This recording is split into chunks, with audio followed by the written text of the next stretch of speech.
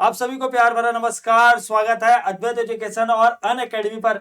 बात करते हैं छत्तीसगढ़ में सबसे फेमस सबसे चर्चित मुद्दे के बारे में, वो है छत्तीसगढ़ आरक्षण पर। तो इसमें तीन मुद्दों पर आज हम लोग चर्चा करने वाले हैं। पहला पॉइंट ये है कि छत्तीसगढ़ में आरक्षण के मुद्दे का इतिहास क्या है, एग्जाम का समय सारणी में बदलने का असली कारण क्या है, और साथ ही साथ सीजीपीएससी जो नोटिफिकेशन जो कि 26 नवंबर को आता है वो इस साल आएंगे कि नहीं। ये तीन मुद्दों पर हम लोग बात करने वाले हैं।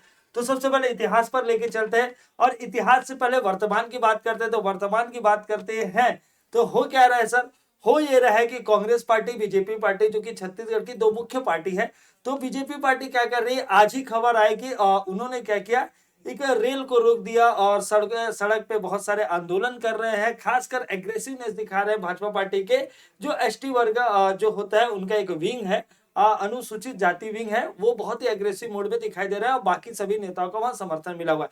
कांग्रेस पार्टी क्या कर रही है, कांग्रेस पार्टी भी एक्शन के मूड में है और पलटवार कर रही है। पलटवार ये कर रही है, हाईकोर्ट के जो आदेश है उसमें सुप्रीम कोर्ट गए हुए हैं।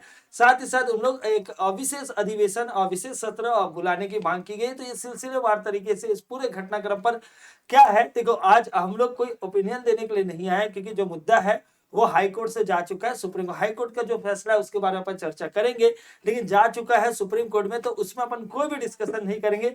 बस इसके इतिहास के बारे में समझेंगे और हमारी जो काम की बातें हैं कि एग्जाम के समय सारणी बदलने का असली कारण क्या है, साथ ही साथ सीजीपीएससी में नोटिफिकेशन कब जारी होगा, इसके बारे में चर्चा करेंगे। तो पहला पॉइंट यही है, पहला पॉइंट यही है। उससे पहले हम लोग बात करते हैं थोड़े से, ठीक है, कि स्टूडेंट के फायदे के लिए क्या है। तो जोहार सीजीपीएससी कोर्स लॉन्च हुआ है, जो कि प्रीलिम्स के लिए फास्ट ट्रैक कोर्स है, जो कि अनअकैडमी में है, जिसका टैगलाइन क्या है, जोहार सीजीपीएससी पढ़वो लिखबो और जितबो।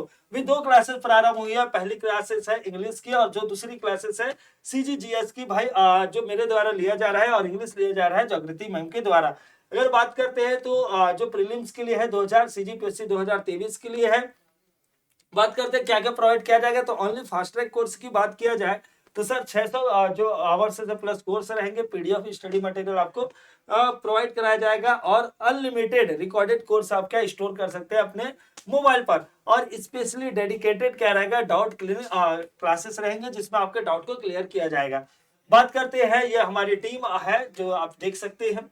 14 नवंबर से क्लासेस स्टार्ट हो चुकी है और 2 क्लासेस ऑलरेडी हो चुके हैं। तो अभी तक आपने नहीं जुड़े तो आप जुड़ सकते हैं। जुड़ने के लिए आपको क्या करना पड़ेगा, तो अनअकैडमी के ऐप को डाउनलोड करना पड़ेगा और हमारे साथ आप जुड़ सकते हैं। ये हमारी टीम है, और कौन कौन से जो टीचर है, कौन से फैकल्टी, वो कौन से विषय लेंगे, कितने लेक्चर वो लेंगे, और कितने हर जो भी लेक्चर रहेगा वो 2 आवर्स का होने वाला है, 2 आवर्स का होने वाला है। टोटल कितने आवर्स से कौन कौन से सब्जेक्ट को मिलने वाले, ये पूरा आपको विस्तृत जानकारी यहाँ पे आपको मिल जाएगी। ठीक है, बात करते हैं तो आपको करंट अफेयर भी पढ़ाया जाएगा। ऑलरेडी करंट अफेयर तो यूट्यूब पर होता है, लेकिन स्पेशली एग्जाम के दृष्टिकोण से करंट अफेयर की क्लासेस होने वाली है। बात करते हैं, ये हमारी पूरी टीम है। और ये इसके बाद अब असल मुद्दे पर आते हैं। असल मुद्दा क्या है, असल मुद्दा यही है कि सबसे जब ये इतना भूचाल क्यों आया हुआ है, चारों तरफ एकदम माहौल गर्म क्यों हो गया है, चाहे राजनीतिक दृष्टिकोण से देखे, या स्टूडेंट के दृष्टिकोण से देखे, या स्टूडेंट के पेरेंट्स के दृष्टिकोण से देखे, या सामान्य हम लोगों के शिक्षक हैं उनके दृष्टिकोण से देखे जाए, तो बहुत ही महत्वपूर्ण ये विषय है, जिसपे बहुत दिनों से ऐसे चर्चा थी कि मैं वीडियो लाना चाह रहा था, लेकिन वीडियो मैं इसलिए कोशिश कर रहा था, अवॉइड कर रहा था कि सुप्रीम कोर्ट में मामला है तो मैं वीडियो लेकर आऊं कि नहीं। लेकिन बच्चे लोग डिमांड के कि सर हम लोग को पूरे अच्छे विस्तृत तरीके से इसकी जानकारी दीजिए, तब मैंने ये वीडियो आप सभी स्टूडेंट के लिए मतलब डिमांड में लेकर आया हूं। नहीं तो मेरा ऐसा मन नहीं था, क्योंकि जब कोई भी मुद्दा सुप्रीम कोर्ट में या हाई कोर्ट में रहता है तो उसमें कुछ भी टीका टिप्पणी करना या उसके बारे में बोलना मैं उचित नहीं समझता। लेकिन अब बात करते हैं बच्चों के डिमांड पर। तो मुद्दा क्या है, मुद्दा सर, मुद्दा गर्म हुआ कब, तो मुद्दा हुआ सर 19 सितंबर को। 19 सितंबर को एक महत्वपूर्ण डिसीजन लिया गया। ठीक है, ये डिसीजन क्या था सर, ये डिसीजन क्या था, डिसीजन था हाईकोर्ट के द्वारा। छत्तीसगढ़ के हाईकोर्ट ने क्या कहा, तो छत्तीसगढ़ में बहुत ही पुराना एक मामला था, वो किससे जुड़ा हुआ था सर, आरक्षण से जुड़ा हुआ था। आरक्षण से जुड़ा था, खासकर किससे, तो सर ऐसे बोला जाए तो पूरे आरक्षण के प्रोसेस से जुड़ा हुआ था, लेकिन स्पेशली जो डिसीजन आया वो एसटी वर्ग से संबंधित था। इसमें यह कहा गया कि शैक्षणिक संस्थाओं और सरकारी नौकरी पर जो 50% आरक्षण है, 50% आरक्षण है, वो क्या है भाई, ठीक है, असंवैधानिक है। इसे असंवैधानिक करार दिया गया। ठीक है, जिसके कोर्ट जो मतलब क्या होता है, कभी कभी एक कोई व्यक्ति फैसला करता है, या क्या होता है कि एक बेंच बना होता है जो 2, 3, 5 का हो सकता है। तो इस मुद्दे पर जो फैसला सुनाए उसे मुख्य न्यायाधीश। तो ये एग्जाम के दृष्टिकोण से इंपॉर्टेंट प्रश्न है कि छत्तीसगढ़ का मुख्य न्यायाधीश कौन है। तो अरूप कुमार जी और साथ ही साथ न्यायमूर्ति कौन से, पीपी साहू जी। पीपी साहू की पीठ ने क्या, आरक्षण के 58% जो सीमा थी उसे रद्द कर दिया गया और साथ ही साथ कहा कि आरक्षण की जो सीमा है 50% से अधिक नहीं हो सकती। और ये कई बार सुप्रीम कोर्ट भी इसे कह सकते हैं, सुप्रीम कोर्ट भी कई बार इसे कहा है और उसी को ही इन्होंने रिपीट किया है। अब बात करते हैं कि जो 58% था, 58% उसको उन्होंने असंवैधानिक करार दिया। लेकिन एक पॉइंट उन्होंने, एक टिप्पणी बहुत ही बढ़िया की, मतलब फिलहाल जो राहत देने वाली बात है कि जिन्होंने एग्जाम दिया था, क्योंकि ये मामला क्या है, बहुत पुराना है, इसको भी हम लोग देखेंगे मामला कैसे चालू हुआ, क्या चालू हुआ। तो मामला करीब करीब 1 दशक का है, मतलब 10 वर्ष कंप्लीट हो गए। तो सर 10 वर्षों के बीच जिन्होंने सरकारी नौकरी में ज्वाइनिंग लिया उसका क्या होगा। तो बोले जिन्होंने ज्वाइनिंग ले लिया वो यथावत रहेंगे, उनको मतलब वो निश्चित रहिए, क्योंकि उस टाइम क्या हुआ, जो भी वैकेंसी निकली 2012 के बाद निकली वो 58% रिजर्वेशन के तहत निकली। तो बहुत सारे लोगों ने क्या है बीच में ज्वाइनिंग भी कर लिया, एग्जाम क्लियर किया, तो उनके ज्वाइनिंग पर कोई प्रभाव नहीं पड़ा है, ये आप बोला गया है। उसके बाद क्या है, लेकिन इसके बाद जो भी वैकेंसी निकलेगी तो उसको बोला गया कि जो 58% जो रिजर्वेशन है उसे क्या है, 58% रिजर्वेशन उसे असंवैधानिक करार दिया गया। अब होता क्या है, ठीक है, होता क्या है, तो ये कौन कौन सा, मतलब जब ये पहले थोड़ा पृष्ठभूमि पर और आते हैं, ठीक है, थोड़ा सा पृष्ठभूमि पर और आते हैं। तो हुआ क्या सर, तो छत्तीसगढ़ गवर्नमेंट को एक अनुमति मिली। अनुमति कब मिली, अनुमति मिली सर 2005 को अनुमति मिली केंद्र सरकार के द्वारा कि छत्तीसगढ़ जनसंख्या के हिसाब से आरक्षण दे सकती है, ठीक है, उसकी मंजूरी मिल गई, किसके द्वारा, केंद्र सरकार के द्वारा मिली। लेकिन हुआ क्या सर, लेकिन उसके बाद ये मामला लंबित रहा फिर, लेकिन कब तक लंबित रहा सर, पिछली सरकार का मतलब क्या है, तो आप सबको थोड़ा सा बैकग्राउंड में लेना चाहूंगा। बैकग्राउंड में जाने चाहते हैं कि छत्तीसगढ़ में अभी तक जो गवर्नमेंट बनी वो कैसे बनी। छत्तीसगढ़ में सन 2000 से जब छत्तीसगढ़ बना तो 2003 तक यहाँ क्या थी, कांग्रेस की सरकार थी और अजित प्रमोद जोगी जी मुख्यमंत्री थे। उसके बाद बात करते हैं 2003 में चुनाव हुए, विधानसभा के चुनाव, और लगातार 15 वर्षों तक किसकी सरकार रही, तो बीजेपी की सरकार रही, मतलब भारतीय जनता पार्टी की सरकार रही, जिसकी छाप होती है कमल, ठीक है। कांग्रेस की छाप कौन सा होती है, तो पंजा छाप होता है कांग्रेस का। इसके बाद क्या हुआ, फिर यहाँ पे जो मुख्यमंत्री के रूप में जो कार्य कर रहे थे वो थे डॉक्टर रमन सिंह जी मुख्यमंत्री के रूप में कार्य कर रहे थे, ठीक है। अब इसीलिए पिछली सरकार का मतलब है बीजेपी की सरकार। 2011 तक इसे रोक दिया गया, मतलब परमिशन तो दिया गया, परमिशन केंद्र सरकार ने परमिशन दिया, लेकिन जो रमन सरकार थे उसे रोक दिए। फिर फैसला आया, बहुत सारे दबाव आए, तो 2012 में कुछ डिसीजन लिया गया। ये क्या है सर, ये 2011 की जनगणना, आप सबको पता है कि सर जनगणना होता है और 2011 की जो डाटा है, ठीक है, जनगणना के हिसाब से ध्यान रखना, जनगणना के हिसाब से 2011 की जो डाटा है उसमें सर जो अनुसूचित जनजाति है, जिसे क्या बोला जाता है, शेड्यूल ट्राइब्स बोला जाता है, या शॉर्ट में एसटी बोला जाता है, उनकी जनसंख्या छत्तीसगढ़ में लगभग 30% है। सर ये जनसंख्या क्यों बता रहे हैं, क्योंकि जो आरक्षण है, केंद्र सरकार ने क्या कहा था, 2005 में केंद्र सरकार ने कहा था कि जनसंख्या के हिसाब से आपको क्या आरक्षण देने की बात की गई थी। इसीलिए 2011, अभी तो बढ़ सकती, कम हो सकती, ज्यादा हो सकती, वो बात की बात है, अभी जनगणना आना बाकी है। लेकिन 2011 के बेस के हिसाब से बोला जाए तो छत्तीसगढ़ में लगभग 30% क्या है सर, एसटी वर्ग के लोग रहते हैं। और सर एक होता है सर शेड्यूल कास्ट, जिसे एचसी बोला जाता है, ये सर लगभग 12%, लगभग ऐसे 12 से ज्यादा 13 बोल सकते हैं, लेकिन 12% लगभग ये यहाँ निवास करते हैं छत्तीसगढ़ में, ठीक है। सर ओबीसी का क्यों नहीं बता रहे, क्योंकि ओबीसी का क्या ऑफिशियल डाटा रिलीज नहीं किया जाता कि छत्तीसगढ़ में ओबीसी कितना है, क्या है, या छत्तीसगढ़ ही इवन छोड़ दो, पूरे भारत में ओबीसी का डाटा नहीं बोला जाता कि कितना है। नहीं, फिर भी अप्रोक्सीमेट ऐसा बोला जाता है कि 25% से अधिक छत्तीसगढ़ में ओबीसी वर्ग के लोग निवास करते हैं, ठीक। अब आगे बढ़ जाते हैं सर, आगे बढ़ते हैं तो देखते हैं 2012 में सर ये लाइन ये है कि सर जब 2012 में क्या बहुत सारे आंदोलन हुए और खासकर जनजातीय आंदोलन चालू हुए, तो सर एक नियम कानून लाया गया, तो उससे पहले आरक्षण की स्थिति क्या थी और उसके बाद की आरक्षण की स्थिति क्या है। अब ये घटना देखो, फैसला आया है 2022 में, 2022 में, लेकिन ये जो घटना है, ठीक है, ये जो बात है वो 2012 की है। तो हमको थोड़ा सा बैकग्राउंड में जाना चाहिए।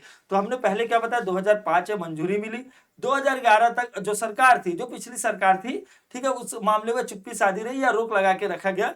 2012 में जब आंदोलन हुए तो सरकार ने कोई डिसीजन अपना चेंज किया। 2012 से पहले की स्थिति की बात करते हैं तो एससी वर्ग जो थे, ठीक है, जिसे अनुसूचित जाति कहा जाता है, ठीक है, उनका सर 16% उनको आरक्षण था। एसटी वर्ग को सर 20% आरक्षण था। और ओबीसी वर्ग के, इसकी जनसंख्या के हिसाब से देखा जाए तो लगभग 50% से अधिक है, लेकिन उनको जो रिजर्वेशन मिलता है वो 14% मिलता है। अब देखो स्थिति क्या है सर, जो एसटी वर्ग है लगभग मैं आपको इससे पहले बता चुका हूं कि 2011 के जनगणना के अनुसार से 30% पूरे छत्तीसगढ़ में देखा जाए तो कितने सर, 30% कौन है, ठीक है, एसटी वर्ग के लोग हैं। एसटी वर्ग के लोगों की बात की जाए तो इसकी जनसंख्या लगभग 12% के अप्रोक्स है, 12% के अप्रोक्स है। तो सर ये जो आरक्षण जारी हुआ 2012 पे, उससे पहले स्थिति क्या थी, 16% एससी को, एसटी को 20%, ओबीसी को सर 14% मिलता था। इसके हिसाब से सर रिजर्वेशन कितना था, 50%। रिजर्वेशन कितना था, 50%। सर 2012 में जब नए आरक्षण नियम जब लागू हुए, नया आरक्षण नियम सरकार ने लाया, तो सर इन्होंने क्या किया, एससी को 12%, मतलब जनसंख्या के आधार पर इसे बराबर करने की कोशिश किया गया। और रोज भाई किसी भी जो कास्ट है या किसी भी वर्ग के आप आरक्षण को कम करोगे तो क्या होगा, थोड़ा सा वहां माहौल, मतलब उस जो वर्ग है या उस समाज में थोड़ी सी नाराजगी तो आएगी, ये स्वाभाविक बात है। तो ये 16% से करके कितना कर दिया गया, 12% कर दिया गया। अब एसटी वर्ग को कितना बढ़ा दिया गया, एसटी वर्ग को देख सकते हैं 20 से सीधा प्लस 12% बढ़ाया गया, 12% बढ़ाया गया, मतलब 20 से क्या हुआ सर, 20 से सीधा हो गया ये 32% हो गया, ठीक है। मतलब पहले 20 था, इसे प्लस 12 किए, तो 20 में प्लस 12 करने के बाद, ठीक है, 20 से प्लस 12 करने के बाद क्या हुआ सर, ये कितना हो गया, तो 32% हो गया। और ओबीसी को ज्यों का त्यों रखा गया, ओबीसी को कितना रखा गया, 14% से 14% ही रखा गया। अब इसे टोटल करते तो सर ये हो गया 58%। टोटल करने के बाद सरकार ने नियम लाया और 58% क्या हुआ, रिजर्वेशन हो गया। मतलब 50 से कितना हो गया, 58। जैसे ही 58 हुआ तो बहुत सारे समाज में जश्न हुए, और यहाँ थोड़ा कम हुए तो थोड़ा मायूस हुई। और ये ओबीसी जो का त्योहार है, लेकिन ओबीसी लोग भी डिमांड करते हैं कि हमारी संख्या बहुत अधिक है, लगभग 36-50% से अधिक लोग ओबीसी वर्ग से बिलोंग करते हैं। तो इन लोगों की मांग है, तो ये मांग अब एक नजर से देखा जाए तो सारी मांगे जायज भी लग रही है, लेकिन फैसला हम लोग नहीं करेंगे, हाई कोर्ट है, सुप्रीम कोर्ट है, बस हम लोग चर्चा कर रहे हैं, लोगों को थोड़ा सा ये इसके बारे में अवेयरनेस पैदा कर रहे हैं कि ये क्या मामला क्या चल रहा है, ठीक है। अब बात करते हैं, तो ये हो गया सर 58%। अब यहीं से 58% हुआ तो बहुत सारी याचिकाएं लगी, लेकिन जो 3-4 याचिकाओं को एकदम सॉलिड तरीके से कंसिडर किया गया, 3 याचिकाओं को सॉलिड तरीके से कंसिडर किया गया कोर्ट ने। पहला यह था कि जब शैक्षणिक, क्योंकि ये जो आरक्षण है वो सरकारी पदों के साथ साथ जो शैक्षणिक जो भर्ती होती है उसमें भी जो रिजर्वेशन होता है उसमें भी लागू होने थे। तो बोला गया कि एमबीबीएस जो है, एमबीबीएस क्योंकि बाकी देखो एमबीबीएस की भर्ती में 58%, ऐसे भी बाकी सुप्रीम कोर्ट ने भी कहा है कि 50% से अधिक एमबीबीएस की सीटों पर रिजर्वेशन नहीं हो सकता, ठीक है। तो ये बोला गया है। तो एक याचिकाकर्ता ने एमबीबीएस को लेकर कहा था।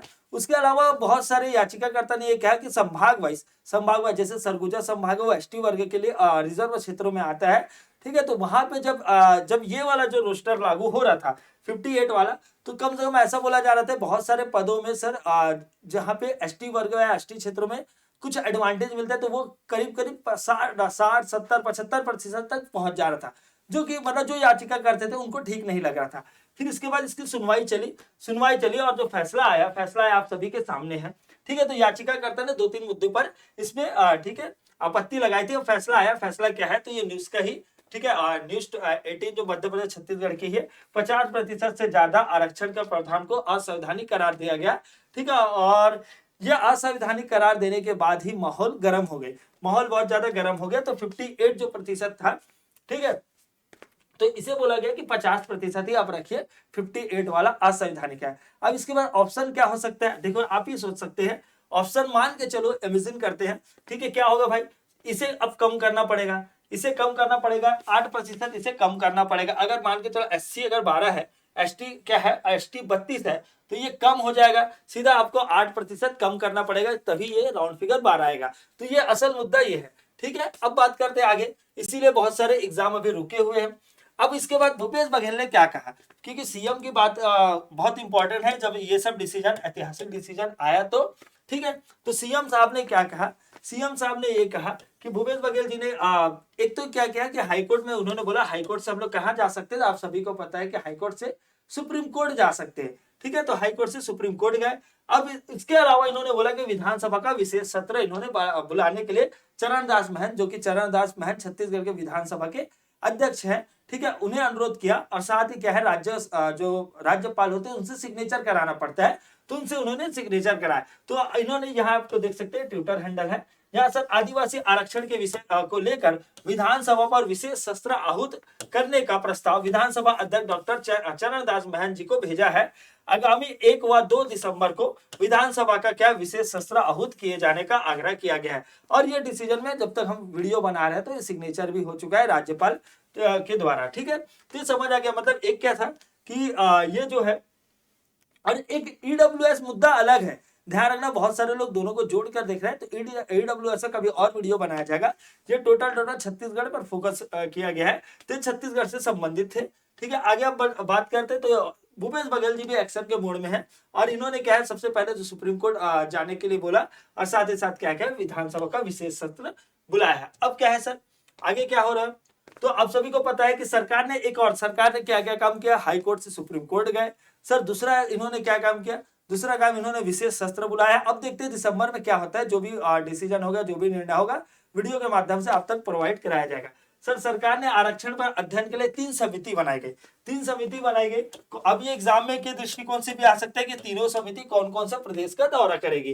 तो सर पहला है सर महाराष्ट्र में आरक्षण का क्या प्रावधान है, कैसे एसटी वर्ग को लाभ पहुंचाया जा रहा है, इसके स्टडी के लिए महाराष्ट्र। उसके बाद सर तमिलनाडु, ठीक है, तमिलनाडु में गया है, और साथ ही साथ कर्नाटक में, ठीक है, कर्नाटक में।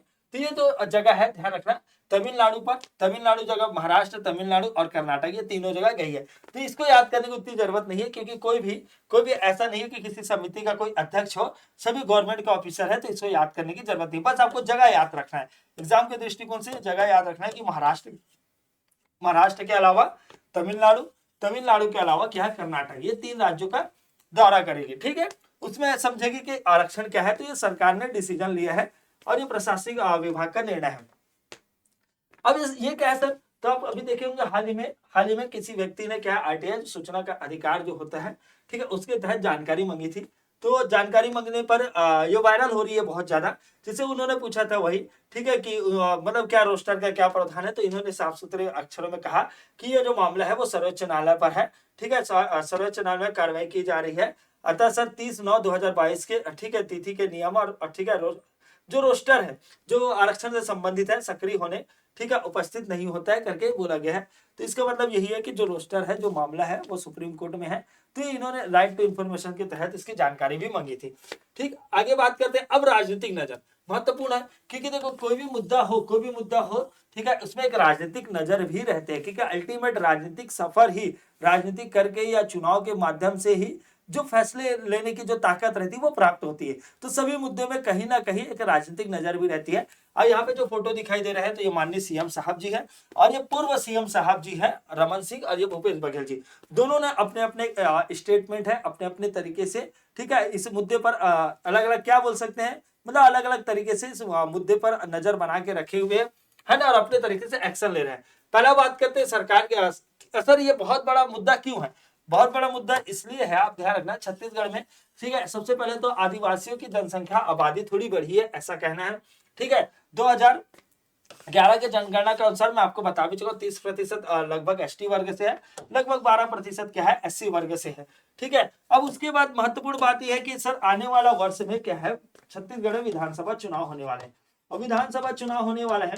तो अब अगर छत्तीसगढ़ के मैप को देखा जाए तो 30% आबादी बहुत होती है। छत्तीसगढ़ के अगर अपन मैप को देखें तो 2-3 क्षेत्रों में, ठीक है, खासकर जैसे छत्तीसगढ़ के कौन सा सरगुजा संभाग में एसटी जो वर्ग के लोग हैं, एसटी वर्ग के लोग हैं इनकी, ठीक है, अभी सिर्फ और सिर्फ अपन मतदान के क्योंकि जो नजरिया है वो राजनीतिक है, इसीलिए मैं आपको बताना चाह रहा हूँ जो सरगुजा वाले क्षेत्र है वो एसटी वर्ग के लोगों का बहुत ज्यादा इम्पैक्ट होता है, बहुत ज्यादा इम्पैक्ट होता है। और साथ ही बस्तर, और ऐसा बोला भी जाता है राजनीतिक गलियारों में, ये चर्चा भी रहती है कि जो रायपुर का जो दरवाजा खुलता है, जो विधानसभा का दरवाजा खुलता है वो बस्तर से खुलता है। जो भी पार्टी बस्तर पर अच्छा परफॉर्म करती है, बस्तर पर अच्छा परफॉर्म करती है, ठीक है, उन्हीं की ये सरकार बनती है, ऐसा बोला जाता है। और अभी आप जानते भी हैं, ठीक है, कि कांग्रेस पार्टी के बस्तर संभाग के लगभग पूरे सीटों पर उन्हीं का कब्जा है। सरगुजा में भी तगड़ा परफॉर्म किए हुए हैं।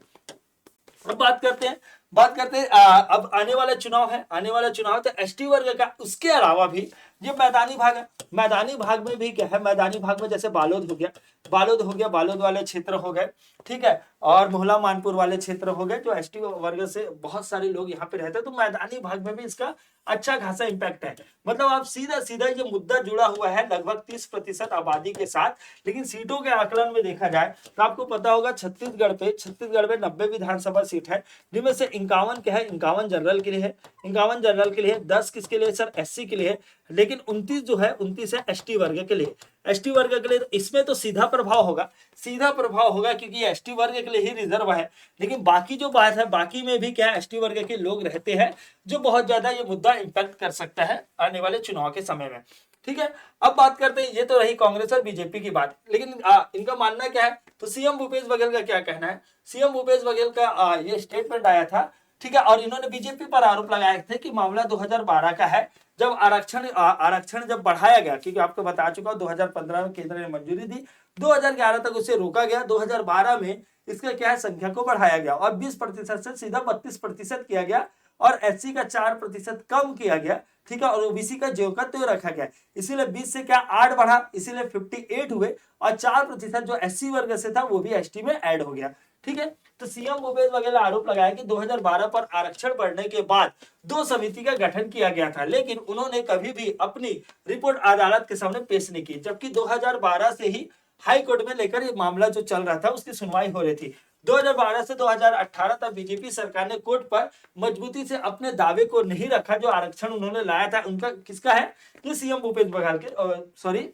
भूपेश बघेल जी के शब्द है, जिसे लोग प्यार से काका भी बोलते हैं, ठीक है। इसके बाद 2018 में हमारी सरकार बनी तो केवल डेंटिंग पेंटिंग, ठीक है, डेंटिंग पेंटिंग का काम था। इसका मतलब अल्टीमेट कहने का मतलब ये है कि 2012 से जब मामला चल रहा था, 2008-18 तक बीजेपी की सरकार थी, तो उन्होंने अच्छे तरीके से, पुख्ता तरीके से क्या सबूत प्रस्तुत नहीं किया कि आरक्षण आपने किस आधार पर दिया, ठीक है। इसी कारण जब हमारी सरकार आई तो केवल डेंटिंग पेंटिंग का काम बचा था। और उसके बाद हमने क्या किया सर, उसने कहा, सीएम साहब ने कहा कि हम सब सुप्रीम कोर्ट जा रहे हैं, और पटेल समिति की रिपोर्ट आने के बाद हम उसके अनुसार बढ़ा हुआ आरक्षण को लागू करेंगे, ठीक है। मतलब ये एक्शन के मूड में तो है। अब बीजेपी क्या कर रही सर, बीजेपी क्या कर रही, तो विपक्षी पार्टी है, विपक्ष का काम होता है किसी भी मुद्दे पर विपक्ष के तरीके से देखना, ठीक है, स्वाभाविक काम होता है। कई लोग कहते हैं कि विपक्ष साथ नहीं देता, तो जो विपक्ष साथ देने लग जाएगा तो भाई राजनीति कैसे होगी, तो ये जरूरी है, ठीक है। तो बीजेपी क्या कर रही है सर, बीजेपी जी ये बोले भूपेश बघेल जो सरकार है उसे निशाने पर ले रही है, और बीजेपी ने हाई कोर्ट के फैसलों का सर आने के बाद 8 अक्टूबर, ध्यान रखना, 8 अक्टूबर को क्या प्रदेश में 3 संभाग पर चक्का जाम की है। साथ ही साथ अब उसी ड्यूरेशन में दीपावली भी पड़ रहा था, ठीक है, दीपावली तो थोड़ा सा मामला शांत था दीपावली के कारण। फिर उसके बाद से 13 अक्टूबर से कांग्रेस के आदिवासी जो, अब देखो कांग्रेस में भी आदिवासी वर्ग से बिलोंग करने बहुत से विधायक हैं, ठीक है, तो इनका बीजेपी वाले का मानना है कि जो आदिवासी विधायक है उन्होंने इस मुद्दे को और बढ़िया तरीके से नहीं उठा रहे हैं, तो इसी के मतलब एक बोल सकते प्रदर्शन के तौर पर उनके जो निवास है उसको घेराव कर रहे हैं, ठीक है, तो उनके निवासों का घेराव कर रहे हैं, ठीक है, और चक्का जाम भी किया जा रहा है, सड़कों पर बैठा जा रहा है, हाईवे को स्टॉप किया जा रहा है, तो ये सब चल रहा है। और खासकर एग्रेसिव मोड में कब आएंगे, दीपावली के बाद, ठीक है, इसके और भी ज्यादा क्या विरोध किया जाएगा, ऐसा उनका स्टेटमेंट था। और आज ही एक जगह ट्रेन भी रोकी गई है, चक्का जाम भी किया गया है, और बहुत सारे, ऐसा नहीं बीजेपी के अलावा भी आदिवासी वर्ग के बहुत सारे समाज, एकत्रित समाज है, बहुत सारे उनके भी एक यूनियन है बोल सकते हैं, उनका भी एक संघ है, वो लोग भी क्या है विरोध कर रहे हैं, क्योंकि कम हो 32 से सीधा 20 में आ जाएगा, तो उनका विरोध कर रहा है बीजेपी के साथ साथ जो अलग अलग आदिवासी संघ है वो। अब लास्ट पॉइंट ये है क्योंकि आज मामला सुप्रीम कोर्ट में है, तो हम लोग भी और बाकी आप सब लोग भी टीका टिप्पणी करने से बचिए। अब बाकी तमाम नेता को भी हम लोग क्या संदेश देंगे, फिर भी एक गुजारिश है कि टीका टिप्पणी करना बिल्कुल सही नहीं है क्योंकि मामला सुप्रीम कोर्ट पर है। ठीक है, और बात करते हैं आप लोगों का स्टैंड क्या है। स्टैंड देखो, आरक्षण का फैसला तो सुप्रीम कोर्ट में आ गया, लेकिन एग्जाम से संबंधित स्टैंड क्या है। मुझे अभी मेरा एक पर्सनल ओपिनियन ये है कि जब तक नए रोस्टर नहीं आ जाते तो सीजीपीएससी का जो 26 नवंबर को जो नोटिफिकेशन आता है, तो मुझे अभी संभावना नहीं दिख रही। खासकर तब तक संभावना नहीं दिख रही जब तक विशेष सत्र नहीं बुलाए जाते, तब तक तो मुझे बिल्कुल संभावना नहीं दिख रही है। लेकिन उम्मीद करते हैं, सीजीपीएससी का एक ट्रेंड रहा है, चाहे कोरोना के टाइम हो या नोटिफिकेशन को प्रॉपर टाइम में लाने का एक उनका ट्रेंड रहा है, तो देखते हैं अब क्या होता है। फिर भी मुझे ऐसा लग रहा है कि ये रिजर्वेशन एक बड़ा मुद्दा है, तब तक तो नोटिफिकेशन जारी नहीं होगा। सर, ये जो एग्जाम कैंसिल क्यों हुए? एग्जाम कैंसिल इसी कारण हुए क्योंकि जो आरक्षण वाला मुद्दा था, उसी कारण ये जितने भी एग्जाम थे वो कैंसिल होते गए और उसका डेट बढ़ते रहे। जैसे हाल ही में एसआई का भर्ती जो कैंसिल हुआ, तो ये सब चल रही है। तो मुझे ऐसा लग रहा है कि अगर ऑलरेडी आप लोग सभी जानकार हैं, फिर भी अगर जो भी जो बची खुची अगर चीजें रही होगी, मैंने उसे बताने की कोशिश किया। आगे जो भी निर्णय होगा इस मामले में सहर्षपूर्वक मुझे लग रहा है सभी समाज के वर्गों को ध्यान में रखकर ये निर्णय होगा, और उम्मीद करते हैं कि सभी लोग स्वीकार करेंगे। और हमारा काम तो हम लोग शिक्षक है, और जितने भी स्टूडेंट देख रहे हैं, तो बस ये भीमराव अम्बेडकर जी का एक कोट है, भाग्य का विश्वास रखने के बजाय अपने शक्ति अपने कर्म पर विश्वास रखना चाहिए, ये भीमराव जी कहते हैं। तो बस मेहनत करते रहिए, एग्जाम होगा, आज नहीं कल होगा, एग्जाम होगा, इसकी गारंटी तो लिखित में है। तो मिलते हैं नेक्स्ट वीडियो में, और जय हिंद, जय भारत, जय छत्तीसगढ़।